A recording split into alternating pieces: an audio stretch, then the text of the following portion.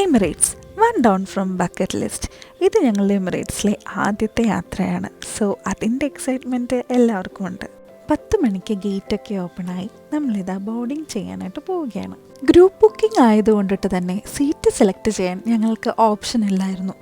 Ticket കിട്ടിയപ്പോഴോ സച്ചിക്കുട്ടൻ്റെ seat മാത്രം ദൂരെ എവിടെയോ. ഒരു ചൈൽഡ് ടിക്കറ്റ് പാരൻറ്റ് ടിക്കറ്റിൻ്റെ ഒപ്പം എന്തുകൊണ്ട് അസൈൻ ചെയ്തില്ല എന്നുള്ളത് ഇപ്പോഴും ഒരു മിസ്റ്ററി ആയിട്ട് തന്നെ ഇരിക്കുകയാണ്. ഒരു പാസഞ്ചറിനോട് റിക്വസ്റ്റൊക്കെ ചെയ്ത് നമ്മൾ സീറ്റ് സ്വാപ്പൊക്കെ ചെയ്ത് ഒരുമിച്ചിരിക്കാൻ സാധിച്ചു. സീറ്റിൽ ഓൾറെഡി ഹെഡ്സെറ്റ്, ബ്ലാങ്കറ്റ്, പില്ലോ എല്ലാം ഉണ്ടായിരുന്നു. സച്ചുക്കുട്ടൻ പിന്നെ ഇൻഫർടൈൻമെൻറ്റ് സിസ്റ്റവും ലൈറ്റും ഒക്കെ വർക്ക് ചെയ്യുന്നുണ്ടോ എന്ന് ചെക്ക് ചെയ്യുന്ന തിരക്കിലായിരുന്നു. ഗെയിം എങ്ങനെ മൾട്ടിപ്ലെയർ കളിക്കാം എന്നുള്ളതായി അടുത്ത ഇൻവെസ്റ്റിഗേഷൻ. അങ്ങനെ അതൊക്കെ കണ്ടുപിടിച്ച് റെഡി ആയിട്ടിരിക്കുകയാണ് കളിക്കാൻ. അങ്ങനെ നമ്മുടെ Kochi to Dubai flight start ചെയ്തു.